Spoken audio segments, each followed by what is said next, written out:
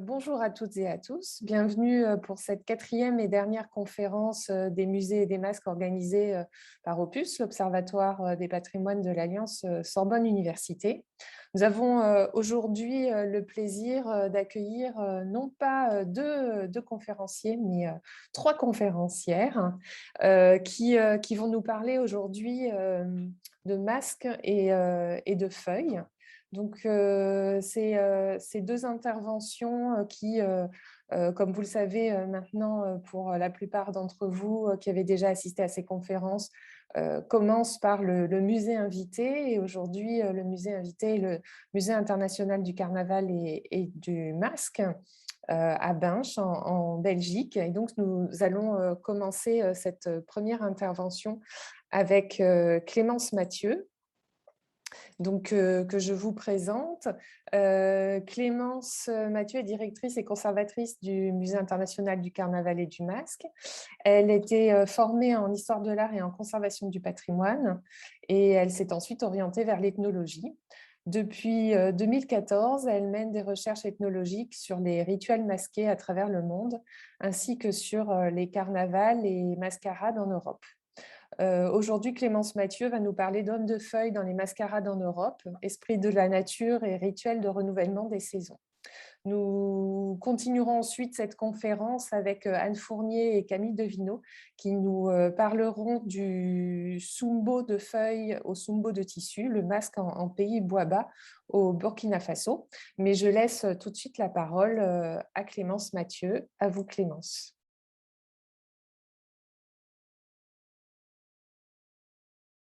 Donc, moi, je vais vous parler en effet des esprits de la nature en Europe. Donc ici, vous avez en introduction deux costumes qui font partie de nos collections du musée du masque. Il faut savoir qu'on a à peu près 3 000 à 4 000 pièces de collection qui viennent des carnavals européens. Donc c'est une grosse partie finalement de nos collections qui nous permettent de mener ces recherches. Et vous avez ces deux costumes en situation sur la partie gauche de l'écran, donc qui viennent de Silio en Cantabrie en Espagne. Et ils sortent chaque premier dimanche du mois de janvier. Et donc Vianera signifierait le vieux janvier.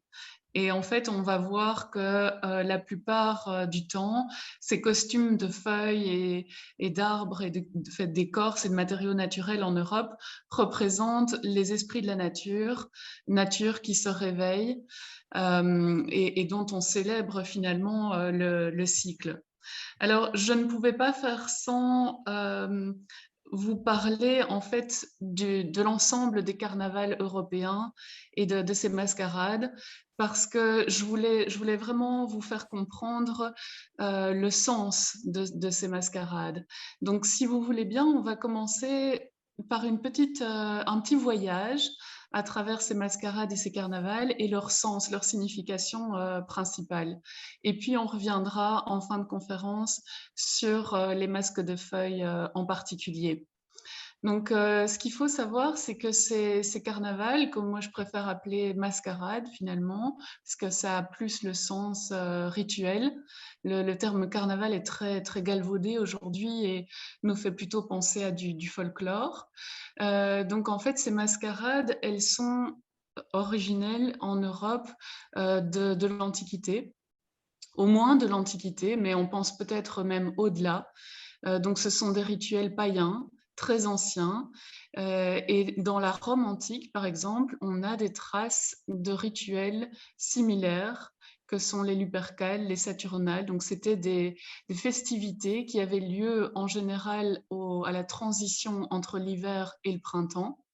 Et où on retrouve des comportements similaires à ceux des mascarades ou carnavals actuels. Alors, donc, ce qu'il faut savoir, c'est que ces mascarades se sont par la suite dotées d'une multiplicité de sens qui fait qu'ils sont relativement complexes aujourd'hui.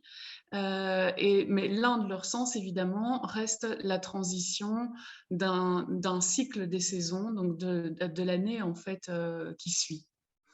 Et alors, ce qui se passe, c'est qu'au Moyen Âge, vers le XIe siècle, l'Église chrétienne tente de récupérer ces rituels qui étaient des rituels païens et souhaite en fait les placer dans le calendrier liturgique.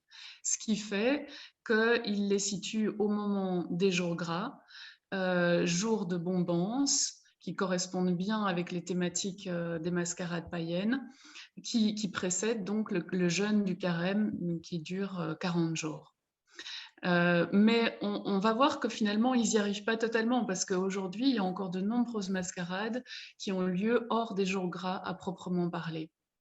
Et donc, à partir du Moyen Âge, il y a vraiment un mélange en fait entre les thématiques chrétiennes et les carnavals. Donc, on va voir par exemple des histoires de saints, des processions religieuses se mélanger à des thématiques de mascarades païennes anciennes. Ce qui fait qu'aujourd'hui, on a dans certains carnavals encore des saints, des géants, des processions religieuses qui se mêlent à ces thématiques plus anciennes.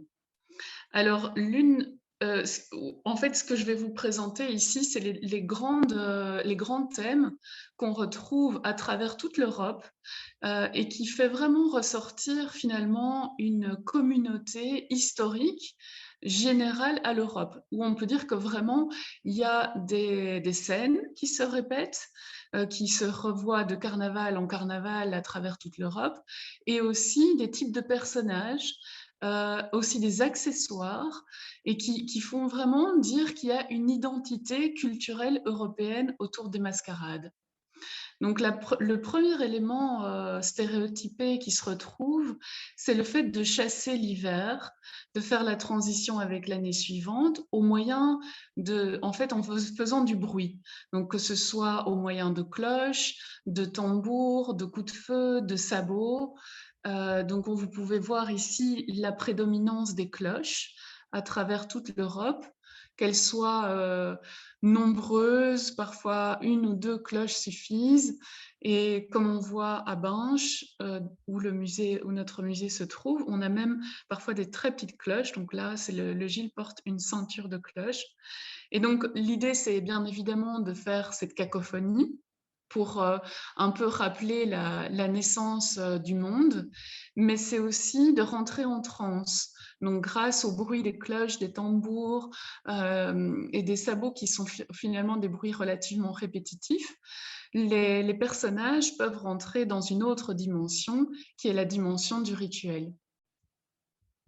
Alors, on a aussi les ballets qui servent à chasser l'hiver et faire place nette pour la nouvelle saison du printemps. Donc, vous voyez ici quelques exemples en Allemagne, en Autriche. À Alost, en Belgique, on a un dérivé du Gilles avec des vrais balais en main. Des sorcières en Autriche également, à Mittenwald. Donc, vous voyez que, à nouveau, ce sont des éléments récurrents et qui sont là à la fois pour chasser l'hiver, mais aussi, il y a toujours une multiplicité de sens autour de ces accessoires. On peut y voir aussi une manière de chasser les démons. Alors, un autre but des mascarades européennes, c'est finalement d'appeler la fertilité des femmes, la fécondité des femmes, la fertilité des terres. Donc, à la fois pour les communautés humaines et à la fois pour le labour et les récoltes. Et donc, on a des scènes, en ce qui concerne les communautés humaines, on a des scènes de mariage burlesques, donc où on voit des faux mariages qui ont lieu. On a des scènes aussi de rapt, de kidnappage des femmes dans de nombreux carnavals, puisque ce sont généralement les hommes qui portent le masque et le costume. Ils ont des accessoires en fait pour attraper les femmes qui sont dans le public.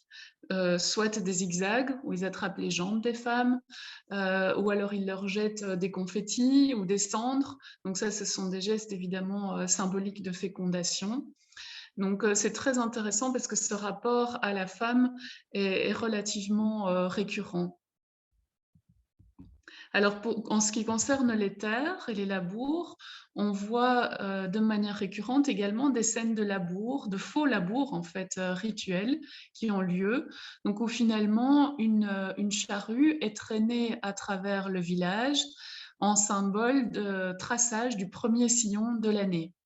Donc, vous voyez ici un exemple en Angleterre, en Italie et en Slovénie. Donc souvent, ces rituels ont lieu au mois de janvier et février. Et donc, vous voyez, par exemple, en Slovénie, il y a encore de la neige. Donc c'est vraiment la première, la première symbolisation du printemps.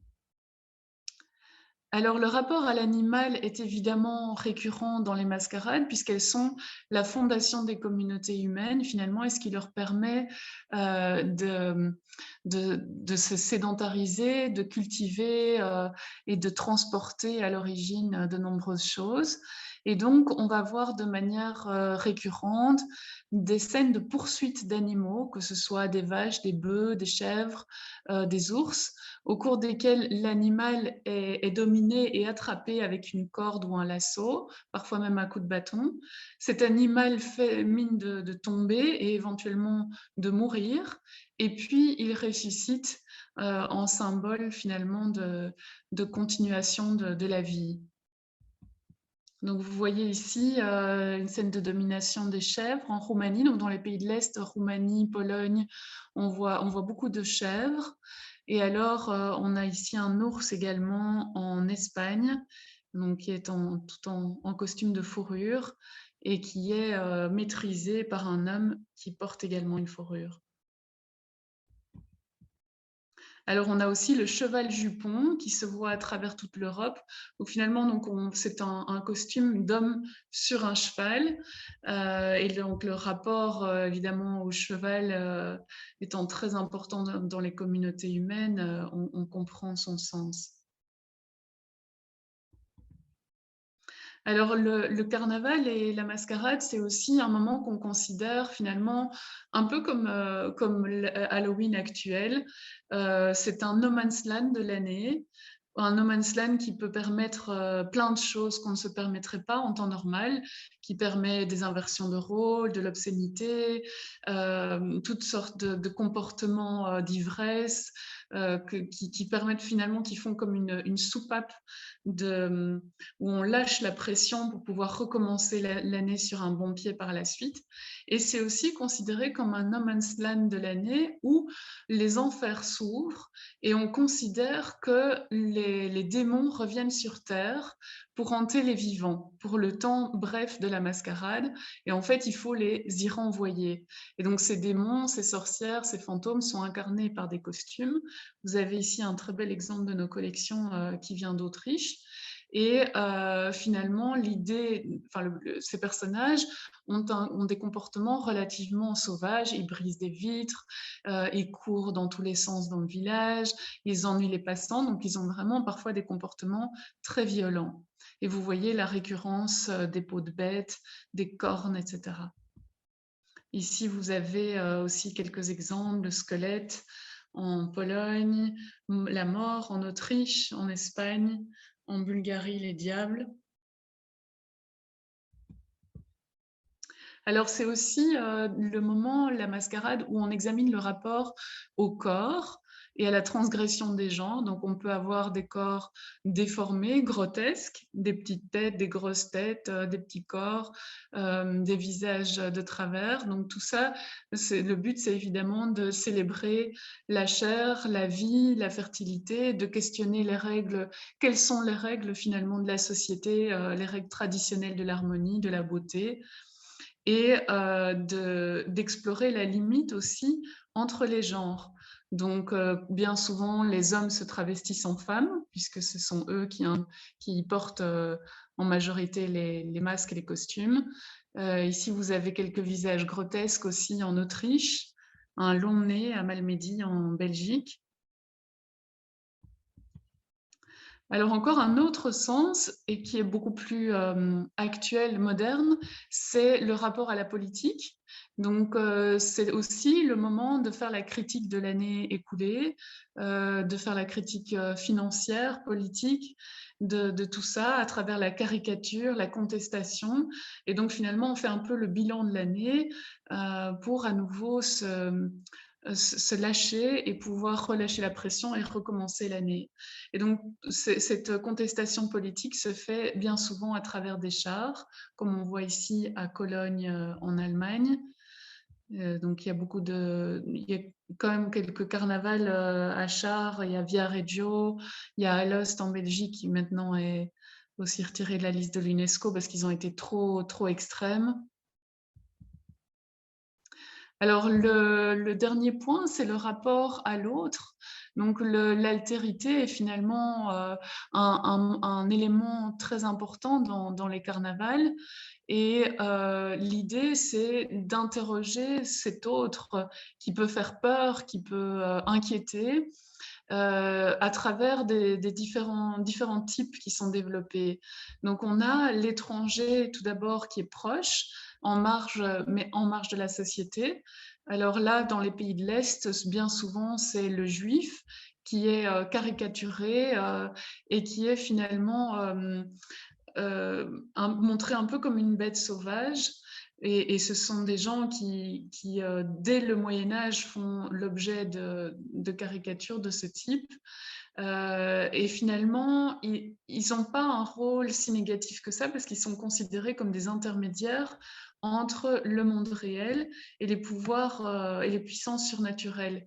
Et donc, on les considère aussi comme favorables au développement d'une bonne année, aux nouvelles alliances qui vont se former. Donc, on considère que si on les touche pendant la mascarade, ça va favoriser un mariage dans l'année.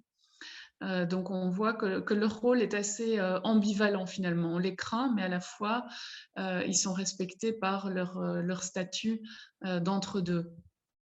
Alors on a la figure du noir qui se retrouve souvent dans nos pays et qui finalement est très caricaturale, est une figure qui est héritée des anciennes puissances coloniales et donc de la vision coloniale et dont on a encore aujourd'hui du mal à se défaire. Donc ici, par exemple, là vous avez à Imst en Autriche le Mohrenspritzer. Lui, il a un rôle plutôt positif puisque il repousse les spectateurs impertinents pour que le cortège carnavalesque puisse se frayer un passage. Vous voyez d'ailleurs qu'il est bien habillé, il est chic, il est beau. On a le fameux Père Fouettard qui accompagne Saint-Nicolas, qui fait l'objet de critiques, de nombreuses critiques ces dernières années.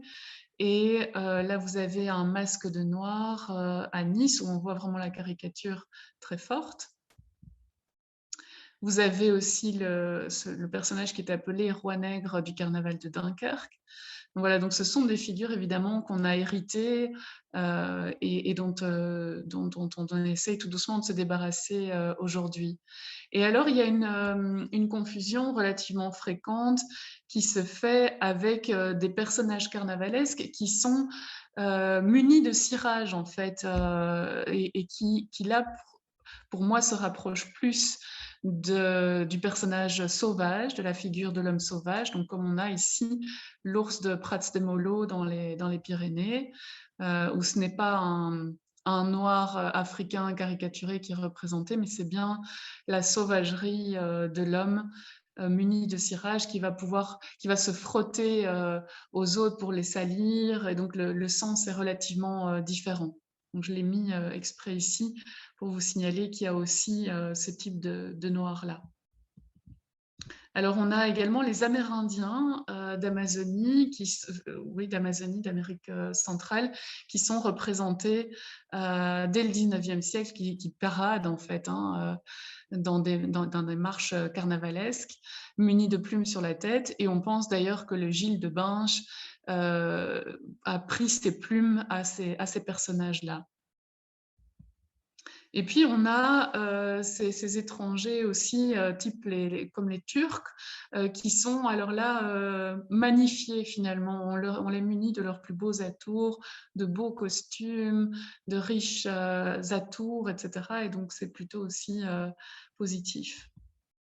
Et j'en viens finalement à l'homme sauvage, alors qui est un homme, l'homme de feuilles. Et ce qui est intéressant, c'est de reprendre un petit peu les sources historiques en Europe, où l'homme sauvage est une figure qui apparaît dans la littérature et l'art dans l'Europe médiévale aux alentours du XIIe siècle.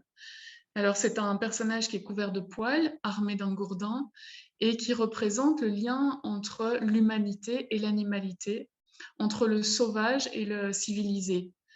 Il connaît son apogée au Moyen Âge et il a subsisté jusqu'au XVIe siècle, surtout dans la littérature et principalement en Allemagne. Donc vous voyez ici deux gravures qui représentent cet homme sauvage. Et donc, ce qui est relativement intéressant, c'est de voir le lien avec les costumes que je vous montrais en tout début de conférence. Et évidemment, de nombreux autres costumes qu'on retrouve dans les mascarades européennes qui sont constitués de feuilles ou de fibres naturelles. Donc ici, vous avez un exemple à Noirmont, en Suisse. Donc ceux-là, ils sortent lors de la pleine lune qui précède les jours gras et ils sortent de la forêt, donc ils émanent vraiment de la forêt et traversent les pâturages avant d'arriver au village. Et alors, vous voyez qu'ils ont le visage peint en noir également, comme les ours de Prats de Molo, et ils noircissent le visage des personnes qu'ils rencontrent en se frottant à eux. Donc, ce qui est très intéressant, c'est que finalement, moi, j'ai l'impression qu'ils représentent vraiment les esprits de la nature, au terme vraiment, comme de manière comparable finalement à des esprits africains, asiatiques ou océaniens, ou même amazoniens, où on voit, par exemple, en Amazonie, on a des costumes de fibres comme ça qui viennent pour le temps de la mascarade, qui sortent de leur nature, qui viennent dans le village et qui doivent être nourris. Et en échange de la nourriture, ils vont apporter leur protection et leur bienveillance sur la communauté. Et d'ailleurs, en Europe également, souvent, ces personnages passent de maison en maison et sont nourris de manière tout à fait identique pour pouvoir repartir après dans leur nature sauvage et on est sûr qu'ils vont être bienveillants par rapport à la communauté. Alors, vous avez quelques exemples, notamment à Wilder, ici un Wilder à Telfs en Autriche. Donc lui, il sort tous les 5 ans, un dimanche de janvier ou de février, et certains le considèrent comme des ancêtres, d'autres plutôt comme des personnifications des démons de l'hiver et de l'obscurité. Alors, vous avez un exemple également en Écosse, au Royaume-Uni. Donc, on voit que là, ils sont munis également de fleurs, probablement les premières fleurs du printemps. Et leur sortie a lieu le deuxième vendredi d'août, ah oui, donc c'est en été, lors de la férifère. Et donc, selon la tradition, ils effrayent les mauvais esprits et sont un symbole de nouveau de régénération de la nature. Et donc, vous voyez qu'ils collectent, ils vont de maison en maison et ils collectent argent et whisky. Alors, vous avez deux exemples en Belgique également. Donc, vous avez d'une part la Ducasse de Mons, qui a lieu lors du week-end de la Trinité, donc c'est-à-dire en général au mois de juin. Et vous les voyez, ils sont au nombre de 8 et ils supportent la queue du dragon, dragon qui combat Saint-Georges. Et alors, de l'autre côté, vous avez un homme de feuille qui est accompagné d'un diable et qui fait la garde du géant Goliath. Donc, c'est plutôt un gardien, un rôle positif qu'il a en Belgique. Alors, en Appelzell, en Autriche, vous avez également deux exemples différents, avec d'une part des branches de sapin et d'autre part des fibres naturelles. Donc, ils sortent par groupe de 6 et en général lors de la journée du 31 décembre. Alors, ce qui est intéressant également, c'est le mélange finalement un peu, la superposition entre cet homme sauvage et l'ours. Donc, je vous montrais l'ours de Prats de Molo dans les Pyrénées. Et ici, on voit un autre ours qui est constitué de branches de sapin en Allemagne. Et en fait, l'ours se confond avec l'homme sauvage parce que finalement, c'est une figure mythique du printemps, puisque on considère que symboliquement, sa sortie d'hibernation annonce le printemps et le développement des cultures, des récoltes, etc., de tout ce qu'on peut faire. Et donc, finalement, il rejoint le but premier des carnavals, qui est de célébrer l'arrivée de la belle saison. Et évidemment, par son côté sauvage, le fait qu'il vit de manière reculée dans les montagnes, on a symboliquement cette opposition entre nature, culture, animalité, humanité qui se retrouvent. Et donc, dans les légendes qui parlent de l'ours, on dit qu'il serait finalement lié à l'homme sauvage parce qu'il serait son géniteur. Donc, il aurait donné naissance à cet homme sauvage. Voilà, ici, comme dernière image, vous voyez des ours qui sont également faits en fibres naturelles. Donc, l'un en Pologne et l'autre en Italie. Voilà, ce sera tout pour moi. Merci beaucoup Clémence pour cette présentation qui nous permet de nous rendre compte vraiment bien de l'origine de ces traditions européennes. Donc, je vous propose à présent de passer à une tradition africaine pour pouvoir ensuite discuter ensemble de ces deux présentations. Donc, nous allons donc passer à la présentation d'Anne Fournier et de Camille Devino. Donc, Anne Fournier est chercheuse à l'IRD, à l'Institut de recherche pour le développement et au laboratoire Patrimoine locaux, environnement et globalisation, PALOC, du CNRS et du Muséum national d'histoire naturelle. Elle a d'abord étudié l'écologie des savanes d'Afrique de l'Ouest, flore, structure et production en Côte d'Ivoire et au Burkina Faso. Et depuis une quinzaine d'années, elle mène des recherches ethnologiques sur l'usage rituel des espèces et les milieux végétaux chez les Boaba et les Sémé au Burkina Faso. Camille Devino est chercheuse associée au laboratoire d'ethnologie et de sociologie comparative, le LESC, qui est une unité mixte de recherche CNRS et Université de Paris-Nanterre, et au laboratoire d'éco-anthropologie, CNRS et Muséum national d'histoire naturelle. Elle est docteur en anthropologie, spécialisée en ethnomusicologie et anthropologie de la danse. Son domaine d'intérêt principal est le rapport entre l'homme et l'invisible. Et après son travail de thèse en pays Boaba au Burkina Faso sur le rituel des masques blancs et un enseignement d'anthropologie de la danse, elle élargit maintenant son champ de recherche à l'anthropologie du corps et à certaines pratiques masquées et dansées impliquant un rapport à l'invisible. Voilà, je vous propose maintenant de les écouter.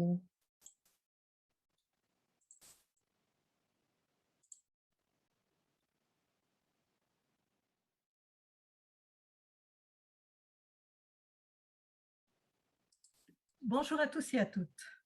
Bonjour. Nous sommes très heureuses de vous présenter notre travail intitulé « Du sombo de feuilles au sombo de tissu, le masque en pays Boaba, Burkina Faso ». Le programme Opus nous a proposé une réflexion autour du terme masque en référence aux masques sanitaires qui ont envahi nos vies et notre vocabulaire. Au Burkina Faso, ces masques hygiéniques sont plus couramment appelés cache-nez, sans doute du fait d'une certaine gêne à désigner d'un même terme français un objet protecteur hygiénique et les divers masques sacrés. C'est sans doute parce que ces personnages sont des acteurs du religieux et qu'ils dévoilent certaines relations des humains avec l'invisible.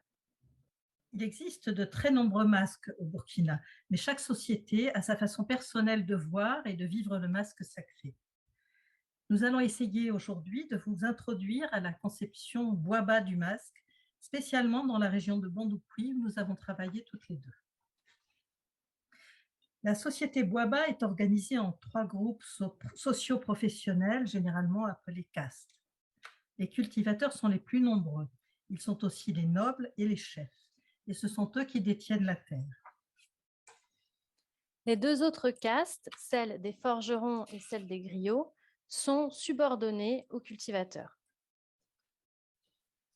Le masque, c'est un être hybride et composite. Son apparence renvoie souvent à une opposition entre, d'un côté, le monde humain et de l'autre, le monde végétal ou animal. Et pour les Boaba, le masque renvoie avant tout à un lien des humains avec l'invisible. Une telle distinction entre visible et invisible correspond largement aussi à une distinction entre village et brousse. Les différentes figures de masque expriment une conjonction entre le visible et l'invisible et entre la brousse et le village.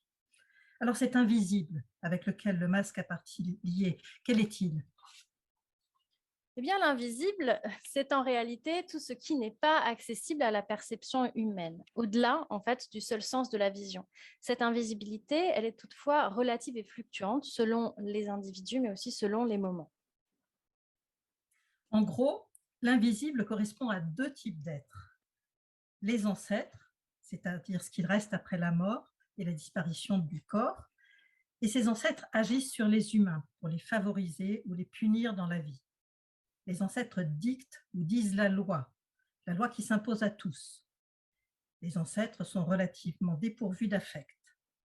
Ils sont d'une très grande importance dans le culte du Do, sur lequel nous allons revenir ensuite. Et la localisation des ancêtres, spatialement parlant, est assez vague. Les génies, pour leur part, ils sont dotés de corps, ils sont sexués et mortels. Ils interagissent avec les humains au quotidien sur le modèle d'un donnant-donnant assez aléatoire et fantasque. Ils sont localisés sur Terre avec les humains et surtout en brousse dans des lieux plus ou moins définis. Ils sont aussi connus comme étant très mobiles. Les humains entretiennent des relations continues et même quotidiennes avec ces deux types d'entités. Lors de rites, qui se font à des moments précis et par définition limités dans le temps, les masques démontrent ces relations avec l'invisible, c'est-à-dire aussi avec la brousse. Quel que soit le masque considéré, ancêtres et génies sont toujours impliqués. Toutefois, selon les masques, les ancêtres seront plus impliqués que les génies ou inversement. Les masques se rattachent à deux grandes catégories que l'on peut distinguer par le matériau dont est fait leur costume. Feuilles fraîches d'arbre d'un côté, fibres, écorce ou tissu de l'autre. Les masques de feuilles sont les masques du Do et ils sont considérés comme universels car tous les Bois-bas partagent ce culte. Ces masques sont le signe d'une relation plus forte mais pas exclusive avec les ancêtres. Les autres masques sont liés à des groupes plus restreints, généralement un lignage, pour lequel ils ont une forte valeur identitaire. Ces masques sont le signe d'une relation plus forte, mais pas exclusive, avec les génies. Il y en a 3 types dans la région de Bonopui que l'on peut reconnaître par rapport à la nature de leur costume. Les masques de fibres, tout d'abord, dits hombois. Les masques d'écorce, dits quenquenwa. Et les masques de tissu, dits sumopois, qui appartiennent au lignage des griots, les griots qui sont les musiciens professionnels. C'est à ces derniers masques et aux masques de feuilles que nous allons maintenant nous intéresser plus particulièrement. Alors pour récapituler, les masques de feuilles concernent plutôt les ancêtres, la végétation et la brousse, et les autres masques concernent plutôt les génies et le village. Anne va maintenant vous parler des masques de feuilles et les voici d'ailleurs qui arrivent.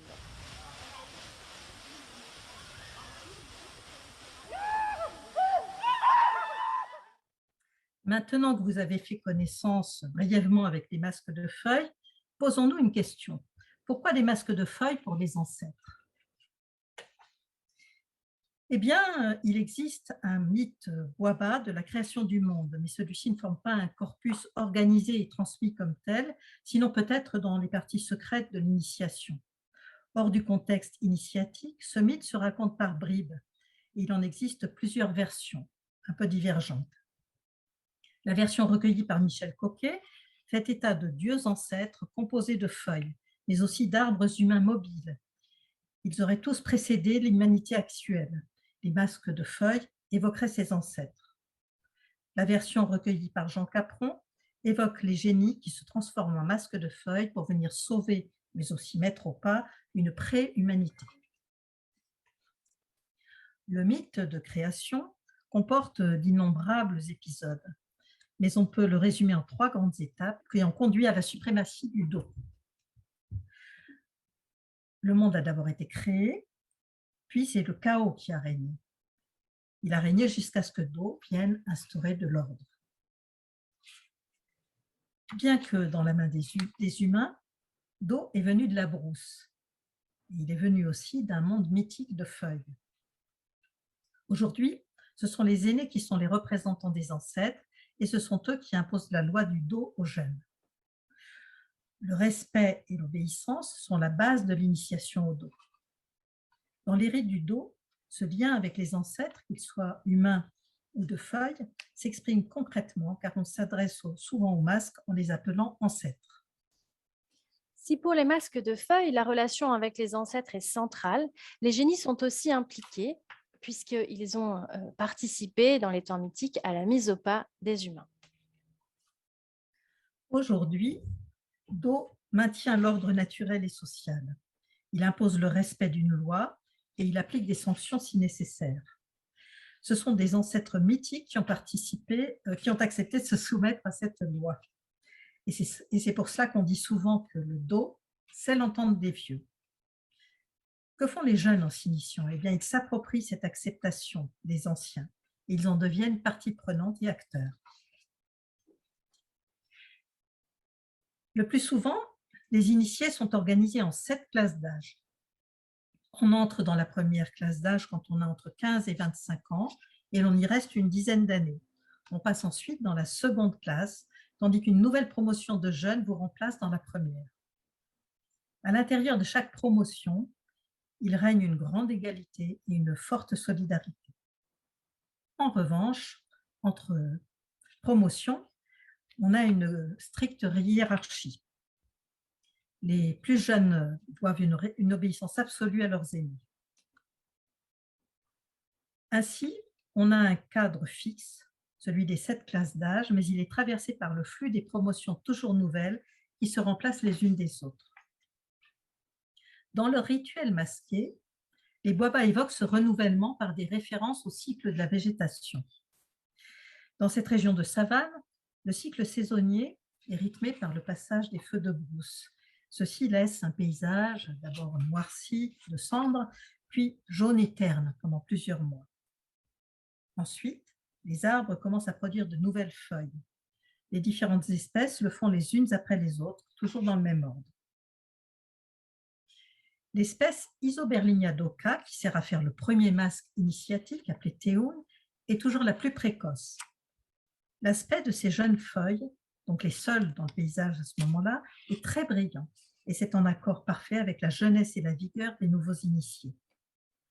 Les individus de cette espèce d'arbre poussent habituellement en groupe et forment des bosquets où l'on ne trouve pas d'autres espèces. C'est une très belle métaphore pour la première classe d'âge dans laquelle les individus sont tous jeunes, très unis et tous semblables. Les masques suivants sont faits d'autres espèces, dont les premières feuilles commencent à sortir après celles d'Isoberlinia doka. Voici par exemple le deuxième masque, appelé Penko, qui est fait avec les feuilles de Caia senegalensis. L'acquisition des divers masques, plus ou moins nombreux selon les villages et les quartiers, marque des étapes majeures ou aussi mineures dans la progression initiatique. Les masques du premier degré d'initiation sont fabriqués avec des espèces de brousse. Cet autre masque que vous allez voir marque l'initiation complète et il est fait avec une espèce sauvage lui aussi. Toutefois, cette espèce est abondante dans les champs, même tout près du village, parce qu'on la préserve partout du fait de sa valeur alimentaire. Elle est donc perçue comme une espèce quasiment villageoise. Ainsi, par le matériau végétal utilisé pour les fabriquer, l'acquisition successive des masques évoque une progression de dos venant de la brousse vers le village. Il y a une autre chose qu'on peut remarquer, c'est que le caractère des masques est de moins en moins couvrant au fur et à mesure qu'on progresse dans l'initiation. Si bien que les plus initiés, qui sont aussi les plus âgés, sont parfaitement reconnaissables sous leur masque. Pour eux, le masque peut même se réduire à une seule branche ou même à une seule feuille d'arbre. Selon les villages et les quartiers, il existe ou non des modèles de masques supplémentaires, comme celui-ci, et son acquisition correspond à l'entrée prochaine dans la deuxième classe d'âge. Les masques que l'on voit le plus couramment, ce sont les Teun, les premiers masques d'initiation faits avec l'espèce aux feuilles brillantes Isoberlinia doka. Nous allons maintenant voir un extrait vidéo et vous y verrez les néophytes pendant le passage qui les intègre à la première classe d'âge. Ils viennent de sortir d'une réclusion de 3 jours au bosquet de Do. Ceux qui les initient sont des hommes venant d'entrer dans la 2e classe. Et ils le font sous le contrôle d'hommes appartenant au moins à la 3e classe d'âge. Les interactions que vous allez observer dans la vidéo entre les classes d'âge montrent bien la hiérarchie entre elles.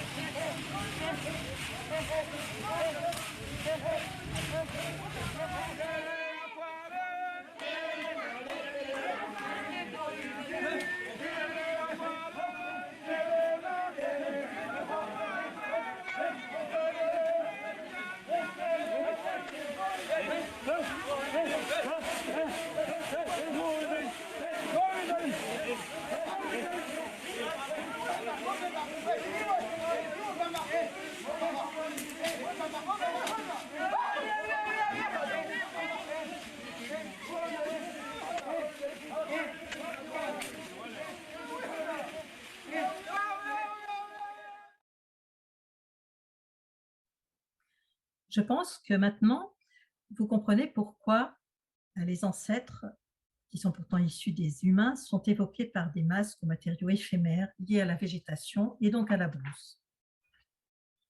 Les autres masques faits de divers matériaux qui rappellent plutôt le contexte villageois vont, eux, plutôt se concentrer sur la relation que les humains entretiennent avec les génies. Pour expliquer un peu cela, nous allons maintenant nous intéresser plus particulièrement aux masques blancs, les sumopois en bois mou. Et comment mieux vous les présenter qu'en vous montrant un petit extrait du rituel qui les met en action.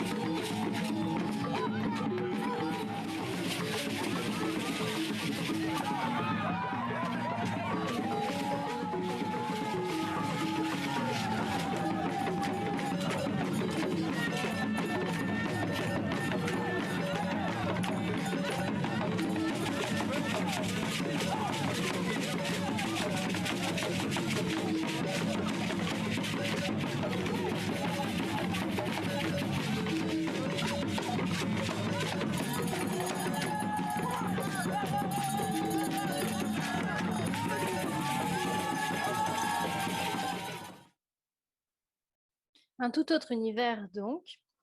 Et à partir de ce rituel des masques blancs, on va se demander pourquoi des relations plus individualisées pour les génies et aussi comment ce type de relation prend forme dans le rituel. Alors, ces masques blancs, ils sortent, vous l'avez vu, la nuit. Le plus souvent, c'est aux alentours de 23 heures et le rituel, il va ensuite durer jusqu'à la levée de l'aube. Donc, c'est assez long. Ces masques, ils appartiennent aux griots, qui sont les musiciens professionnels, et ils vont sortir pour danser pour diverses occasions qui sont liées à cette fonction griotique. Ces rituels, ils permettent aux humains d'optimiser leurs chances d'obtenir de nombreuses bonnes choses de la part des génies dans leur vie quotidienne, mais surtout, ils permettent d'entretenir une bonne relation avec les génies.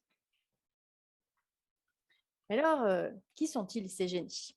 Alors ici, je vais tenter maintenant de vous dresser une sorte de carte d'identité des génies tels que les Boabas de cette région les connaissent. Comme nous l'avons déjà signalé, les génies, ils ont un corps qui est fait de chair et d'os. En voici d'ailleurs une illustration recueillie par Anne. Ces génies, donc, ils ont une taille humaine, le teint pâle, et ils sont souvent décrits comme ayant les pieds retournés. Ils sont relativement bien localisés dans des lieux particuliers du paysage, typiquement les grottes, mais aussi les arbres ou les bosquets, les cours d'eau ou encore les collines. En ce qui concerne leur caractère maintenant, eh bien, les génies sont connus pour être fantasques, c'est-à-dire qu'on ne peut pas vraiment prévoir leur comportement et que ce comportement, il est jugé bizarre ou extravagant. Puis ces génies sont aussi connus pour être capricieux et impulsifs. Couramment appelés Kaninikyoro, habitants des grottes, littéralement, ils ont une organisation sociale similaire à celle des humains. La grande majorité du temps, ils sont non perceptibles des humains, même s'il leur arrive occasionnellement de se rendre perceptibles à eux, ce qui permet que les humains puissent se les représenter relativement bien, comme en témoigne l'illustration que vous venez de voir. Les génies, ils ont des capacités supérieures aux humains. Elles sont de différents types, mais dans les discussions que j'ai pu avoir avec les gens de la région de Mondokwi, ce qui ressortait le plus, ça concernait des capacités de mobilité, avec un accent mis sur la vitesse de déplacement bien plus grande des génies, et l'orientation, puisque les génies, ils peuvent se trouver dans n'importe quel sens, donc, par exemple avec la tête en bas, et aussi ils ne se perdent jamais. Bien que les génies soient généralement invisibles, humains et génies, ils entretiennent néanmoins des relations quotidiennes et constantes, et cela quelle que soit la caste à laquelle les humains appartiennent. Par exemple, avant de jeter de l'eau de cuisson ou de lessive, les femmes demandent pardon au cas où un génie serait présent, même si cette pratique, il faut le dire, est de moins en moins réalisée depuis quelques années. Ces interactions quotidiennes, elles se perçoivent aussi par l'influence que les génies peuvent avoir sur la vie des humains. Si par exemple une femme jette son eau brûlante sur un génie sans lui demander pardon, il sera évidemment mécontent et la femme, elle risque des représailles. Et en fait, le plus souvent, c'est par les caractéristiques que les génies ont de supérieures aux humains, donc comme on l'a dit, mobilité et orientation en tête, que les attaques et les vengeances de génie se manifestent. Donc les personnes qui sont victimes d'une attaque de génie, elles se retrouvent souvent paralysées, par exemple. Ou alors se mettre brutalement à courir sans même pouvoir expliquer pourquoi et où on va, ça aussi, c'est un symptôme qui est typique d'une attaque de génie. Les capacités d'orientation des humains sont aussi souvent mises à mal par les génies. Donc, par exemple, certaines personnes qui sont victimes des génies se mettent à errer dans les rues et aux abords du village sans but. Ils ne savent pas vraiment où ils vont ni pourquoi ils sont en train de marcher, mais ils continuent à marcher et n'ont pas vraiment conscience d'où ils se trouvent. Dans un registre un petit peu plus léger, souvent les génies aussi s'amusent aux dépens des humains et, par exemple, ils vont aimer les perdre aux abords du village. Donc, quand les gens reviennent de brousse au village, eh bien, ils vont tourner pendant des heures juste aux abords du village en pensant être complètement perdus. Et ils vont finir par s'apercevoir, quand les génies en auront eu marre de les tourmenter, que tout ce temps, en fait, ils étaient juste à côté du village, mais qu'ils n'en retrouvaient pas le chemin. Les génies sont donc caractériels et potentiellement néfastes pour les humains, mais ils sont aussi souvent épris de ceci. Et en fait, c'est souvent parce qu'ils apprécient une personne qu'ils vont se montrer à elle et établir de ce fait une alliance durable avec la personne et puis ensuite, par extension, avec la famille de cette personne. Les relations entre humains et génies se font alors sous forme d'un échange, et le rituel des masques blancs, c'est un bon exemple, puisque c'est un échange d'un culte qui comprend les sorties de masques, danses de masques, que les génies vont donc, en échange de ça, donner de nombreuses bonnes choses aux humains. Donc en fait, ces bonnes choses, elles sont de nature assez diverse. Et elles peuvent concerner le travail, la santé, les cultures ou encore la procréation. La relation entre humain et génie, elle est donc avant tout affective et on prête une attention particulière à ce que les génies peuvent éprouver et donc à leur disposition vis-à-vis. Alors on l'a vu, les génies ils peuvent influencer la vie des humains par des bonnes choses qu'ils leur apportent, mais aussi ils peuvent, à l'inverse, empêcher ces bonnes choses d'arriver. Mais ils peuvent aussi avoir une influence directe sur le corps des humains. Cette influence, donc, on en l'a évoqué aussi, elle peut être négative, avec les paralysies notamment, mais elle peut aussi être positive. Et c'est lors des danses, et spécialement des danses masquées, que l'on peut voir ou expérimenter pour les danseurs cette influence positive sur le corps de la personne. Et dans ce contexte, la danse, elle est alors un support de l'expression de la relation entre les humains et les génies. Pour comprendre ça, il faut considérer les contextes d'exécution de la danse d'abord. Donc, je commencerai par signaler que les génies apprécient énormément les ambiances festives. Donc, il y a beaucoup de joie, les gens sont contents, et plus encore quand il y a de la musique et de la danse. L'ambiance, elle est donc très importante et en fait, elle est nécessaire à une bonne relation avec les génies.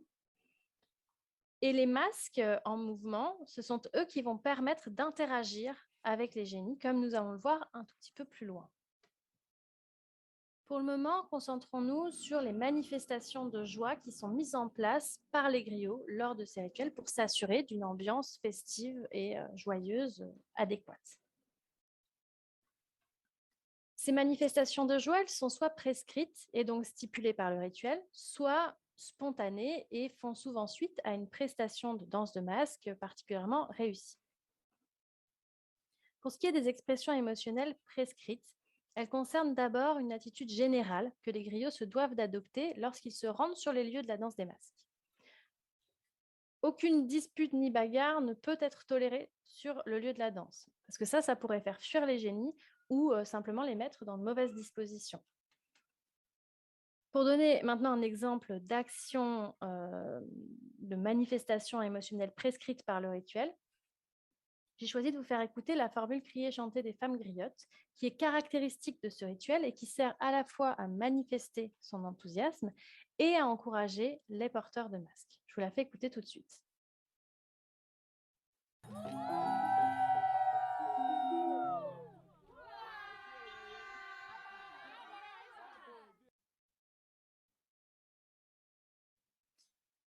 Donc, il y a ensuite les réactions spontanées qui font suite à une performance des danseurs. Souvent, c'est aussi par la danse que cette joie s'exprime. Je vous ai sélectionné quelques petits exemples qui sont tirés d'un rituel et que je vais vous montrer tout de suite sur cet extrait vidéo.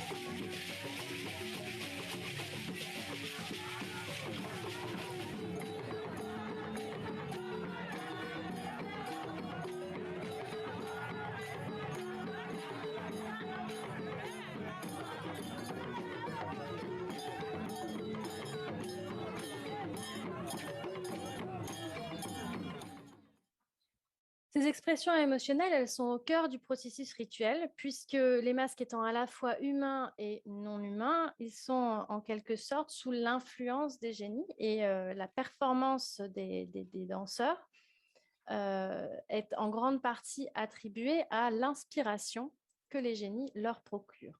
Donc, en fait, plus l'ambiance est bonne, plus les danseurs sont encouragés et félicités, plus les génies auront envie de participer et seront bien disposés envers les humains. Donc, maintenant, on va considérer d'un peu plus près ce qui se passe dans la danse. Alors, ce qui semble compter avant tout pour juger de la qualité de la danse des masques et donc de la réussite plus ou moins grande du rituel, c'est que les porteurs de masques doivent montrer leur force dans la danse. Cette force, donc, qui est montrée dans la danse, c'est le résultat de la capacité du danseur, sa capacité propre, mais aussi donc de l'inspiration que les génies procurent. C'est seulement si le danseur est inspiré par les génies qu'il va pouvoir faire une prestation impressionnante qui sera jugée de grande qualité. Dans ce contexte, ce qui doit être compris comme force du danseur, ce n'est pas une force musculaire brute ou virile, mais plutôt des capacités de vitesse d'exécution et d'orientation. Lorsqu'on s'intéresse à la composition chorégraphique, les danseurs ils expliquent qu'une des figures de danse que l'on va retrouver tout au long du rituel est complètement dévolue à cette démonstration de force et qu'en fait, elle n'est réalisée par les danseurs que lorsqu'ils se sentent suffisamment inspirés, qu'ils se sentent suffisamment en forme, donc ils ressentent cette force pour pouvoir faire cette figure. Donc, je vais vous la montrer tout de suite.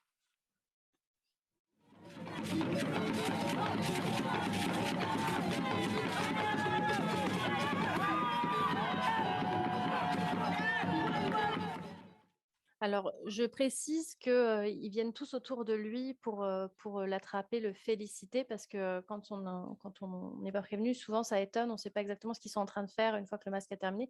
Ils viennent autour de lui pour le féliciter. En tout cas, ce que l'on voit dans ce petit extrait, c'est que le danseur, il exécute cette figure le plus vite possible.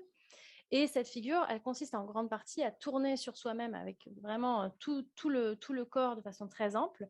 Et donc, ça met à l'épreuve son équilibre, c'est sûr, mais aussi et surtout son orientation. Et rappelez-vous maintenant ce qu'on disait plus tôt sur l'influence que les génies peuvent avoir sur les humains. Et l'accent qui a été mis sur précisément l'atteinte à la mobilité et à l'orientation des personnes. Donc ici, on voit que cette figure, elle reprend ces éléments et elle les met, pour ainsi dire, à l'épreuve dans la danse. Mais en réalité, c'est toute la chorégraphie de ce rituel qui est construite autour de ces principes-là. Donc, voici quelques exemples de figures de danse qui sont centrales dans la chorégraphie et on peut y observer les mêmes procédés. Donc, dans le premier exemple, on va avoir une rotation en forme de 8 de la tête et du buste. Je vous la montre tout de suite.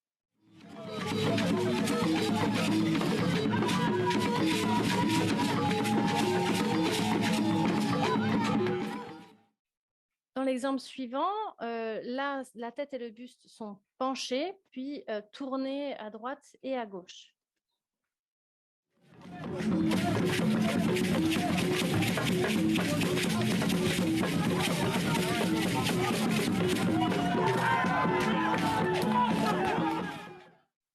Alors pour ces deux premières figures, je précise aussi que c'est la bonne réalisation des mouvements couplée à la vitesse d'exécution qui vaut pour qualité de la danse. Et enfin, sur le dernier exemple, on va voir un saut qui est réalisé avec une perche et ce saut, il va être jugé le mieux réalisé quand le danseur arrive à se retrouver complètement à la verticale, donc avec la tête en bas et les pieds en l'air, puis à retomber en faisant un tour sur lui-même. Je vous montre ça tout de suite.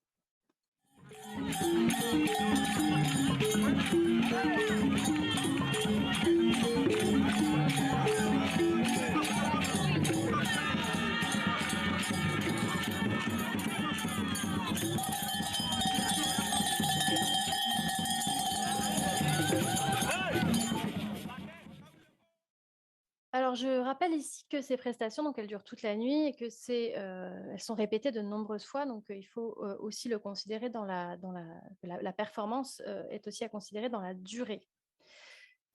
Alors, l'influence que les génies ont sur les humains ici, elle est clairement positive et elle témoigne des bonnes dispositions que les génies ont vis-à-vis des humains. En réalité, ici, la force des danseurs, elle est en quelque sorte poussée à sa limite humaine, limite au-delà de laquelle ces performances, elles deviendraient plus de nature génie que de nature humaine. Donc, pour résumer un peu, meilleure sera l'ambiance, plus les génies seront bien disposés et plus ils inspireront les porteurs de masques. Plus les performances des danseurs montreront de la force, plus les gens qui sont autour pour regarder seront enthousiastes et meilleure sera l'ambiance. Donc, se met là en place une sorte de cercle vertueux qui témoigne des bonnes dispositions réciproques des génies et des humains les uns envers les autres. Ainsi, les masques, ils sont le support des bonnes relations entre humains et génies et ils permettent par des manifestations de joie qu'ils suscitent et par les performances de danse qu'ils mettent en œuvre, de faire l'expérience pour tout le monde de la qualité de la relation entre humain et génie. Et bien maintenant que vous avez fait plus ample connaissance avec les masques de tissu grâce à Camille, on va revenir sur les masques de feuilles. Et pourquoi cela? Parce que nous vous avons expliqué une première chose, c'est que les masques de feuilles sont d'abord les témoins d'une relation avec les ancêtres, mais n'oubliez pas, rappelez-vous ce que nous vous avons dit en début d'exposé, l'évocation du lien avec l'invisible à travers les masques implique toujours et les ancêtres et les génies. Et cette dernière partie, nous voudrions la consacrer à montrer l'influence des génies dans les sorties de masques de feuilles. Nous avons vu tout à l'heure avec les premiers masques d'initiation, ce qu'on appelle théou, qui sont faits en feuilles fraîches d'Isoberlinia, ce qui montre leur relation avec les ancêtres, ce qui montre l'application d'une loi, la hiérarchie, etc. Mais il y a aussi quelques occasions plus rares où l'on peut percevoir l'influence des génies. Et c'est Camille qui va vous le présenter. Alors, sur l'extrait vidéo que vous allez maintenant voir, vous pourrez observer des masques Koho. Alors, il s'agit de masques supplémentaires, ce qu'on a appelé les masques supplémentaires tout à l'heure, qui n'existent pas partout et qui sont moins essentiels au dos que les premiers masques initiatiques Terhune, mais néanmoins, les masques Koho sont clairement impliqués dans l'initiation. Alors, dans la première partie de l'extrait vidéo, vous verrez tout d'abord une course soudaine d'un masque dans le village. Alors, ça se passe à côté des griots qui sont en train de régler les lames du xylophone pour une prestation musicale qui aura lieu plus tard. Et puis, après, ce même masque, il va être envoyé par un de ses responsables quelque part. Et sur le trajet, il se met à sauter et à tourner la tête et le buste de droite à gauche sans qu'on ait pu le prévoir. La deuxième partie de l'extrait, elle montre cette fois-ci un groupe de masques Koho aux abords du village qui se mettent tout d'un coup à tourner sur eux-mêmes tout en s'accroupissant et en se relevant. Je vous montre tout de suite cette vidéo.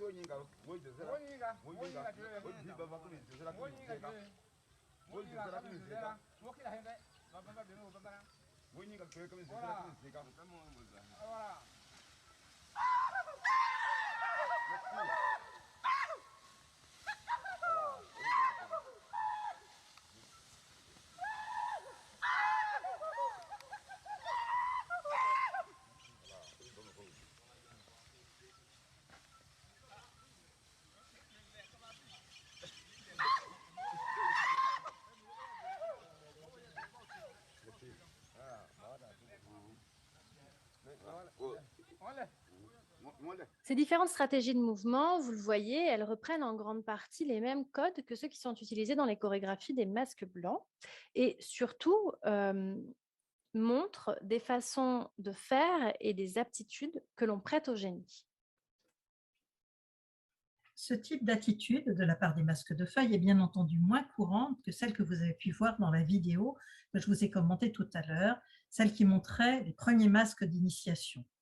Toutefois, cela permet de bien comprendre la nature hybride du masque, à la fois humain et non humain, sous l'influence des ancêtres, mais aussi sous celle des génies. Voici venu le moment de conclure et on va le faire en rappelant et en soulignant quelques points plus importants. D'abord que le terme qui est employé dans la langue des Boaba, sombo, qui est généralement traduit en français par masque, est utilisé pour les différents types de masques dont nous avons parlé, même si chacun a aussi un nom propre supplémentaire. Ceci montre bien qu'au-delà de toutes les nuances et les particularités, y compris locales, une conception commune est bien en œuvre dans tous ces masques. Ensuite, on va rappeler et souligner que chez les Boaba, les masques permettent d'exprimer et d'éprouver une relation avec l'invisible. Cette relation se déploie entre les humains et deux pôles de l'invisible, les ancêtres d'un côté, les génies de l'autre. Enfin, dernier point, il faut souligner que les différents types de masques et les rites qu'ils mettent en œuvre expriment dans chaque cas particulier une nuance du lien qu'un groupe humain donné, que ce soit l'ensemble des Boaba, que ce soit une famille, entretient avec chacune de ces entités, ancêtres et génies. Nous vous remercions de votre attention. Merci Et nous beaucoup. sommes prêtes maintenant à répondre à vos questions. Merci beaucoup Camille et Anne pour cette présentation très pédagogique et vraiment très très claire sur ces masques qu'effectivement nous connaissons peu. Je vous invite toutes et tous, si vous le souhaitez, à demander la parole ou à me faire part de vos réactions ou de vos questions dans la zone de discussion. Mais je commencerai peut-être par vous poser une première question.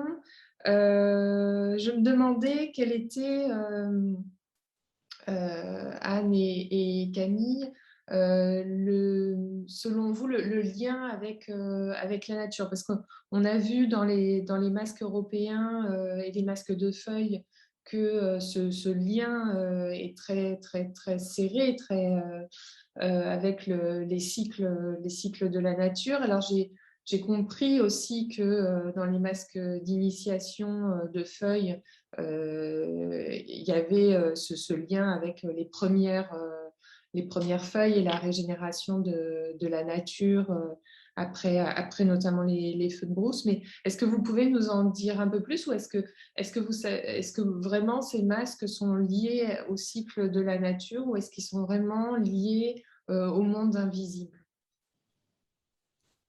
Je vais peut-être répondre. Ils sont liés à l'invisible avant tout, et je pense que la nature est un support pour expliquer ce que c'est, pour exprimer ce lien. Bon, Michel Coquet a montré de façon magistrale comment ces masques dans une autre région proche de Bondoupé, 100 km disons, proche ou pas proche, mais que ces masques mettent en scène la création du monde.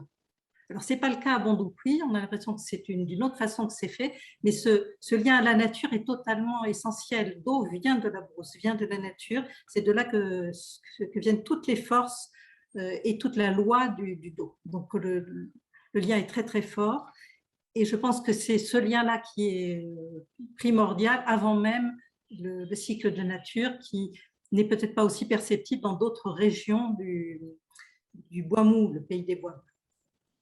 Bon, nos spécialistes réagiront peut-être à ce que je viens de dire aussi. Merci. Clémence, est-ce que vous avez une réaction sur ce lien entre la nature et le monde invisible, parce que vous avez parlé, vous aussi, de démons? Oui, tout à fait. C'est vrai que finalement, c'est relativement similaire en Europe, puisque on part d'un rituel qui est animiste, païen, où finalement les croyances de base, ce sont les esprits de la nature, et probablement aussi des histoires de génies et d'ancêtres qui sont complètement perdus. Mais donc je pense que ce que dit Anne résonne tout à fait avec les rituels carnavalesques européens, dans le sens où finalement la nature, les costumes sont faits en feuilles pour montrer que ces esprits-là viennent de la nature et sont des esprits des arbres, du vent, etc., probablement à l'origine, mais ce sont des informations qu'on a tout à fait perdues en Europe et qui devaient exister à un moment donné. Et donc, au-delà du passage des cycles des saisons qui est célébré encore aujourd'hui, je pense qu'il y a vraiment quelque chose de relativement comparable à ce qui se fait en Afrique, mais aussi ailleurs, comme je le disais, en Amazonie ou dans d'autres régions du monde. Et justement, par rapport à ces transmissions perdues, est-ce qu'en Europe, les rites et les rituels associés aux mascarades sont uniquement oraux ou est-ce qu'il y a des traces écrites? Non, il n'y a aucune trace écrite, probablement parce que ça date de l'Antiquité, et même probablement au-delà, et souvent effacée volontairement par l'Église chrétienne et catholique. Et donc, et probablement que c'était des traditions orales aussi à l'origine, hein. Donc non, on a vraiment aucune trace écrite pour étayer ces hypothèses, qui restent donc bien sûr que des hypothèses. Bien sûr. Et du coup, Anne et Camille, on voit dans les mascarades européennes que elles ont subi, cette influence de l'évolution de la société et notamment de la religion. Est-ce que vous savez dans ces comment est-ce comment est-ce qu'on garde une trace dans ces rituels de l'évolution et de la marque justement de l'évolution de la société? Est-ce qu'on en trouve des marques? Je ne sais pas si je me lance ou vas-y, je te Oui, laisse. vas-y, Camille. Non, mais je pense que c'est des questions qui sont assez délicates parce que en fait, on n'a pas vraiment non plus de sources écrites très. C'est des sociétés de l'oralité. Mais du coup, je pense que c'est surtout là-dedans qu'on en a des traces, précisément, c'est-à-dire quand on va discuter avec les danseurs, les anciens, etc., qui racontent comment c'était, et puis qui expliquent les choses. Je pense que c'est peut-être l'une des sources les plus fiables qu'on a, puisque c'est des sociétés qui fonctionnent comme ça. Et sinon, je dirais qu'au niveau de l'évolution, plus que la religion, moi je verrais que pour les masques blancs, en tout cas c'est très net. Je ne sais pas si tout le monde a bien vu les vidéos, mais on voit sur les costumes qu'il y a des cœurs, des dates écrites, etc. Et donc l'esthétique des costumes, des masques évolue tout le temps, en fait, en fonction de ce qu'il y a aussi comme matériaux qui arrivent, qu'on va trouver intéressants, qu'on va ajouter, etc. Après, et là, je laisserai peut-être Anne compléter, mais au niveau de l'influence des religions, je suppose qu'on parle du christianisme et de l'islam.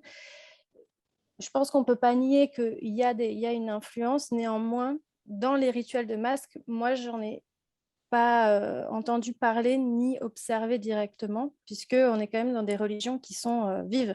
Enfin, le culte du dos, c'est une religion qui est vive et qui est encore aujourd'hui appliquée et vécue par un grand nombre de personnes. Peut-être je peux te laisser compléter un peu. Oui. Alors, je vais aborder la même question peut-être plus frontalement, sous un autre angle. Moi, je sais très bien que des jeunes chrétiens viennent porter le masque. Leur maman les envoie, et leur papa les envoie au village faire leur initiation et porter le masque. Monsieur le curé, comme on dirait chez nous, n'est pas forcément content, mais il ferme les yeux. Pour les jeunes musulmans, c'est un peu plus compliqué, du moins dans cette région-là, parce que Do n'aime pas les circoncis. C'est une pratique qui n'est pas du tout en vigueur chez les Bouaba. Et donc, un jeune circoncis qui s'en va s'initier, c'est à ses risques et périls, parce qu'il arrive, bon, tout ça c'est amusant, c'est joli à regarder, mais il arrive que Do prenne un jeune, il prélève un individu qui meurt. Donc, c'est quelque chose de très sérieux encore, de très fort. Et donc, ça peut être le jeune musulman qui se fait prendre si il arrive avec cette marque sur son corps qui n'est pas de l'affaire du dos. Donc, pour le moment, ces religions traditionnelles sont très, très vivaces et elles ne sont pas menacées. Il n'y a pas d'influence, disons, de mélange avec le christianisme ou l'islam. Ce qui se passe, c'est qu'il peut y avoir une tentative des musulmans et des chrétiens de combattre ces traditions. C'est ce qui s'est passé pendant la période coloniale. D'accord, donc peu de syncrétisme finalement dans cette tradition. D'accord, intéressant. Je ne voudrais pas monopoliser la parole. Est-ce que dans l'Assemblée, vous avez des questions? Nathalie, je voyais que vous aviez activé votre vidéo. Je me doutais. Oui, merci vraiment pour ces deux présentations absolument passionnantes. Alors moi, je vais poser une question qui va peut-être vous sembler bête parce que voilà, je ne connais rien à votre domaine étant simplement archéologue. Ce qui m'a frappé dans la deuxième présentation, c'est finalement cette opposition entre les masques, donc les masques, disons, éphémères, périssables, et puis les masques blancs qui, là, sont de l'ordre du bricolage, du construit et puis du plus durable. Et est-ce que c'est signifiant ou est-ce que j'ai quelque chose que j'ai mal saisi dans la...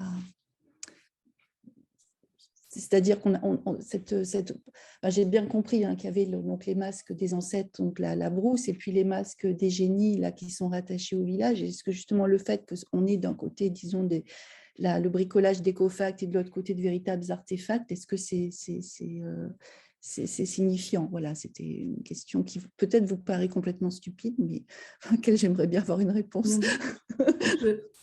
Camille, ou bien j'y vais? Vas-y. Donc, ce qu'on ne vous a peut-être pas trop dit, parce qu'on ne peut pas tout dire, mais qui est primordial, c'est de savoir qu'au départ, il n'y avait chez les Boabas que des masques de feuilles. Et s'il y a une chose que savent faire les civilisations africaines, et les Boabas en particulier, c'est d'intégrer des choses. Donc, les autres masques sont venus après, se sont intégrés, se sont ajoutés dans un cadre, et ils sont devenus des masques Boabas, alors qu'ils venaient des voisins, Burunsi, Bobo, ceci ou cela. Voilà. Donc, l'opposition. Donc, du coup, ils sont mis en opposition avec les autres, et il y a une hiérarchie entre eux. On les intègre, mais on les met en position subalterne par rapport aux vrais masques, comme on dit là-bas, qui sont des masques de feuilles. J'ai répondu? Oui, merci beaucoup. Pour compléter ça et peut-être aller dans ce sens-là, il y a aussi l'idée, je pense, que les masques de feuilles, ils sont là pour manifester le dos, donc avec cette idée que Do envahit le village et Do ne peut pas envahir le village toute l'année. Je pense qu'il y a ça aussi qui est là, c'est que pour les autres masques, on est plus sur une relation entre humain et génie, et pour le coup, ça peut être toute l'année. Voilà. Voilà, si je pourrais ajouter cette petite précision qui est en fait la continuation de ce que tu disais. Voilà. Et d'ailleurs, justement, ma question, je me demandais si les masques de feuilles et les masques blancs pouvaient sortir en même temps. Non. En même temps, ils peuvent potentiellement sortir dans la même période de l'année, mais de toute façon, il y en a qui sortent la nuit et d'autres qui sortent le jour. Donc, à ce moment-là, ils ne peuvent pas sortir en même temps. Et puis, en plus, voilà, selon les occasions, là, je vais peut-être laisser Anne compléter parce que je sais qu'elle a des... Oui, il y a peut-être une occasion, une unique occasion qui se tient à peu près tous les 30 ans, où les deux peuvent se trouver ensemble. C'est-à-dire que les masques sous beau poids se permettent de sortir le jour, ce qu'ils ne font jamais. C'est ce qu'on appelle Yombo Yobwa, je crois, Yobwe, pardon, qui est la célébration de la fin de la génération des plus âgés, quand tous ceux de la génération des initiés les plus âgés sont morts.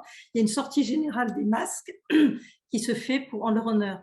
Et je crois que là, je n'ai pas vu, mais on m'a raconté, donc il faudrait vérifier, que les masques blancs se joignent aux autres. Mais en principe, ils ne vont pas les uns avec les autres, ces deux pôles qui sont un peu opposés. Très bien, merci. Je vois dans le chat une question de Jean-Pierre Profisi, donc je vais relayer. Masculin et féminin, c'est vrai que c'est une question en préparant cette conférence qu'on avait abordée aussi. Les masques européens sont portés uniquement par les femmes. Point d'interrogation, idem pour les masques au Burkina Faso, alors qu'il existe des sociétés de femmes initiées. Portés par des hommes, uniquement portés par les hommes. C'est pas les femmes. D'accord. Puisque vous ne prenez pas la parole, je vous laisse poser votre question, ce sera mieux. La question que je me posais très rapidement, parce qu'on ne compare rien, bien sûr, mais on voit que dans ce qui nous a été présenté sur les masques européens, j'avais bien l'impression que c'était que des hommes qui portaient des masques, y compris en se déguisant en femmes.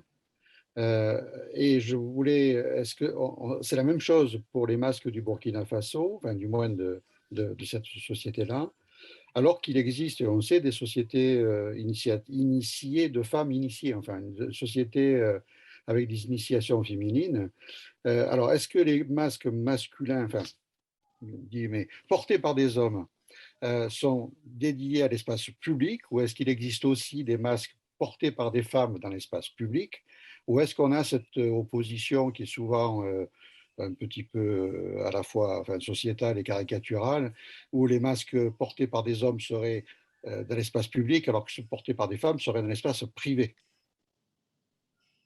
Alors, peut-être deux points de vue. Clémence, je sais que vous avez beaucoup travaillé sur cette question. Je vous laisse y répondre et puis peut-être que Anne et Camille apporteront aussi leur point de vue sur la question. Oui, donc pour apporter un élément de réponse, ce qui se passe, c'est que je pense que dans à peu près 90% ou 95% des cas à travers le monde de masques, ce sont des hommes qui portent le masque. Que ce soit donc des rituels d'initiation, de funérailles, carnavalesques, vraiment tout rituel confondu. Alors, moi, je me suis un peu penchée sur la question de savoir justement pourquoi les femmes, et en général, quand on voit la femme apparaître, c'est souvent soit des femmes prépubères, soit des vieilles femmes ménopausées.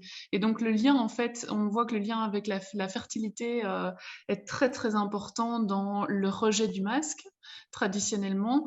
Et donc moi j'ai l'impression qu'un élément de réponse peut être cherché dans le fait que la plupart des masques, comme on l'a vu avec les Waba, incarnent des génies, des ancêtres, des esprits, ou communiquent avec ces génies, ces ancêtres et ces esprits, ces forces supranaturelles qui peuvent être des forces dangereuses et qui en général nécessitent quand même une certaine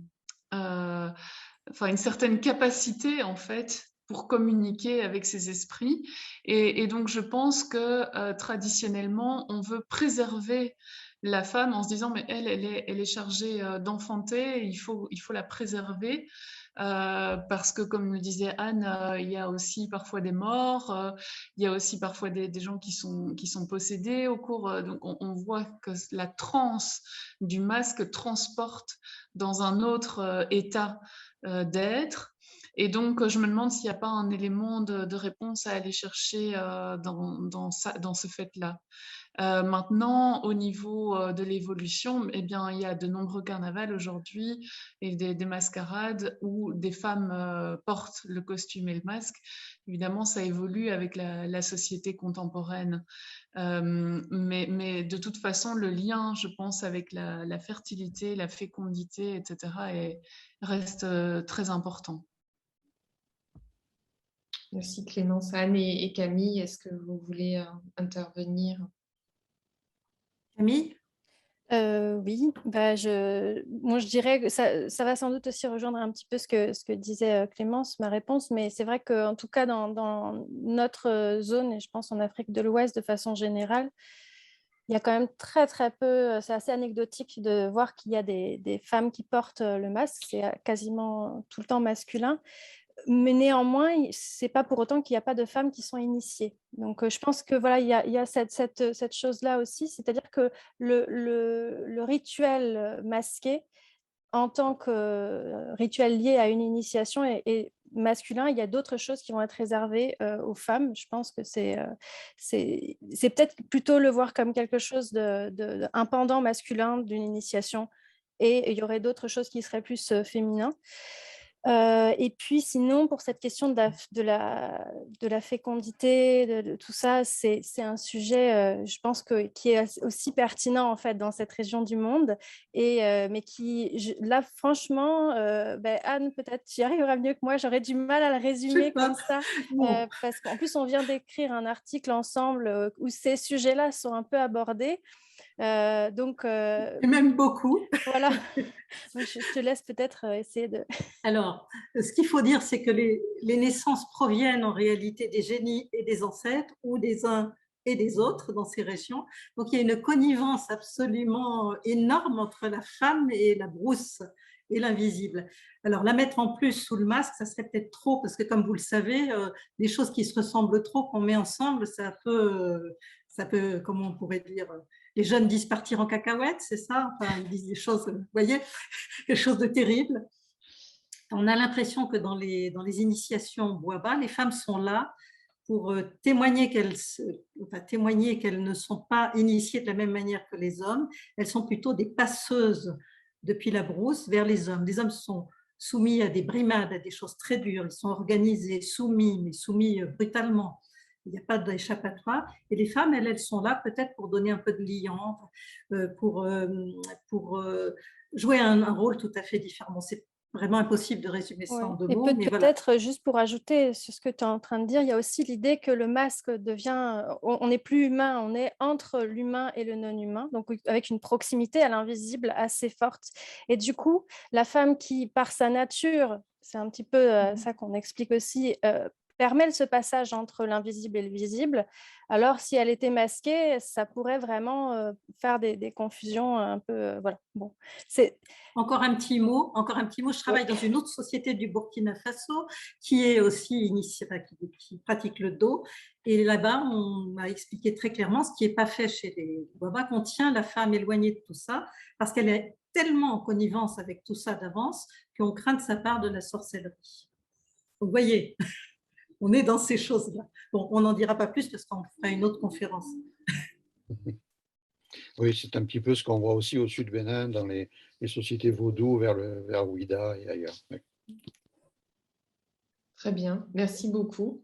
Je vois qu'il est 18h. Je ne sais pas si vous avez encore d'autres questions. Si. Oui.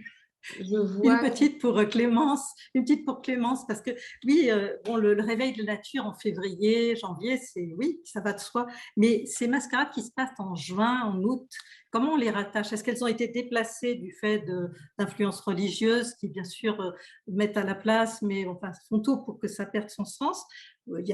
On fait tout ça il y a très longtemps. Ou est-ce qu'il y a une explication qu'on connaît encore? Elle est peut-être perdue, je ne sais pas.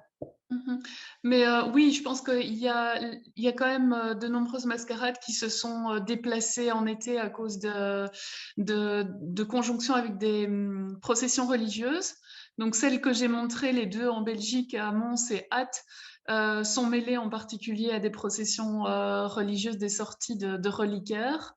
Donc il y a ce fait-là, mais il y a aussi le fait que les mascarades proprement hivernales ont vraiment un sens tourné vers le cycle des saisons, mais il y a d'autres mascarades qui ont des sens qui sont plutôt tournés vers le rapport de l'homme à toute la série de choses que j'ai évoquées, que ce soit les genres, les démons, la politique aussi, l'économie, etc., des choses plus contemporaines, et qui font que là, le rapport aux saisons est un petit peu déconnecté, et donc on peut se permettre de repousser. Mais j'ai l'impression quand même que c'est un élément en général plus contemporain qui fait déplacer la mascarade vers l'été, quoi. C'est très cohérent du coup. Bonjour, d'abord merci à tous pour ça. J'avais une question pour Clémence et qui rejoint un petit peu celle qu'a posée Anne. Il me semble, Clémence, que vous avez parlé du cas d'une sortie de masque, enfin je ne sais pas comment on dit en Europe, mais de quelque chose qui était avec une fréquence très, très, très étirée, qui était sur tous les je ne sais plus combien d'années. Tous les 5 ans, oui, je crois que c'était en Autriche. Et vous pourriez nous en dire plus? Parce que c'est pareil, c'est une question autour de la saisonnalité ou pas, voilà. Oui, en effet, il y a plusieurs cas comme ça en Europe de rituels de mascarade qui ont lieu de manière très étirée dans le temps. Mais je n'en connais pas la raison, je dois vous avouer, je ne sais pas trop est-ce que c'est dû à certaines croyances profondes et lointaines, ou est-ce que c'est juste pour des questions d'organisation? Je dois vous avouer que je devrais creuser la question et je ne l'ai pas encore fait. Donc c'est un peu, je n'ose pas m'avancer dans une réponse ou une autre. Justement, pardon, allez-y. Oui, parce que on a ces choses-là sur la zone africaine qui vont correspondre à des initiations, à des cycles ou à des niveaux d'initiation plus, souvent, en tout cas, je vois Anne qui, peut-être pas, je me trompe, mais de ce que je connais moi du qui vont correspondre à des initiations plus rares et qui vont exiger, donc voilà. Et l'autre pan important des initiations, c'est qu'elles créent des classes d'âge. Et donc, les classes en termes d'âge vont être d'autant moins homogènes que les initiations sont écartées les unes des autres. Et le social est extrêmement important puisqu'on va y avoir des partenariats au sein de la classe d'âge, etc. Donc, ça m'intriguait beaucoup cette histoire de... voilà, vous avez juste évoqué ça en passant, mais j'avoue que Oui, mais c'est vrai que c'est très particulier et je pense qu'il doit y avoir quelque chose à mon avis, d'ancestral. Mais peut-être que même les gens qui perpétuent cette tradition-là ont oublié le pourquoi du comment. C'est souvent le cas, hein, on le voit dans les carnavals ici en Europe, c'est que les gens savent plus trop pourquoi et quel est le sens finalement de toutes ces choses. Et ils ont l'habitude de faire ça depuis des lustres et c'est comme ça que ça se passe. Donc, je ne sais pas, même si en interrogeant les gens du cru, on arriverait à trouver une réponse ou pas. Les masques africains ne créent pas toujours, enfin les initiations plutôt, ne créent pas toujours des classes d'âge. Chez les Sémé d'Orodara, chez qui je travaille aussi, il n'y a pas de mise en place de classes d'âge. Et puis il y a des raisons un peu pragmatiques aussi, parfois l'écartement de la distanciation, c'est pas les bons termes, mais les délais entre initiations, c'est qu'il faut rassembler les moyens nécessaires. Il y a tout un tas de choses à réunir, notamment il faut nourrir les invités, etc. Donc il y a peut-être aussi des raisons pragmatiques, en plus des raisons qui sont plus d'ordre rituel. Oui, justement, je me demandais, donc il n'y a pas de rythme périodique fixe pour les sorties des masques Bouaba, mais vous diriez... Ah si. Ils sortent, parce que là on a parlé de l'initiation, mais ils sortent tous les ans pour purifier le village, et ça c'est forcément, c'est toujours à la même période et c'est tous les ans. Et les initiations, c'est tous les 10 ans à peu près. On m'a expliqué déjà que quand on avait plus de jeunes ou quand le village est plus gros ou quand, on peut le faire plus souvent ou voilà. Et chez les Bouaba. Après, chaque société a ses façons de faire, donc on ne peut pas généraliser du tout. D'accord, très bien. Merci beaucoup.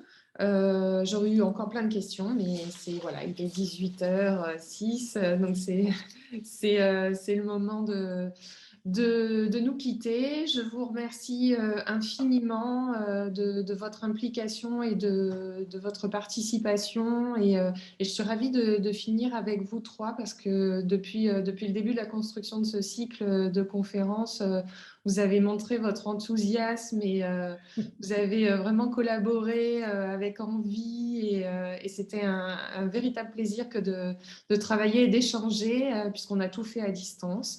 J'espère qu'on aura l'occasion de se voir en vrai prochainement. Ce serait en tout cas avec grand plaisir. Et puis, merci tout particulier à vous, Clémence, puisque c'est avec vous, finalement, toute la série des conférences s'est construite avec nos échanges. Donc, voilà, vous êtes vraiment une partenaire très importante pour nous, pour Opus, dans la construction de ces échanges sur le Merci à vous. C'était un vrai plaisir, en tout cas aussi, de ma part, d'échanger avec vous, Camille et Anne, et de répondre aussi à ces questions, parce que chaque fois, ça fait des échos intéressants et ça ouvre des perspectives, et les comparaisons entre les différentes conférences sont vraiment très, très riches. Écoutez, donc j'espère à très bientôt pour de nouvelles interactions autour de nouveaux sujets. On n'a pas fait le tour du masque en 4 conférences, loin de là, et Opus est ravi d'avoir pu justement creuser un peu ces questions. Et donc, écoutez, je vous souhaite à toutes et à tous une très belle fin de soirée. Je vous dis à très bientôt. Au revoir. Au revoir. Merci beaucoup, au revoir. Merci. Au revoir, merci beaucoup. Au revoir.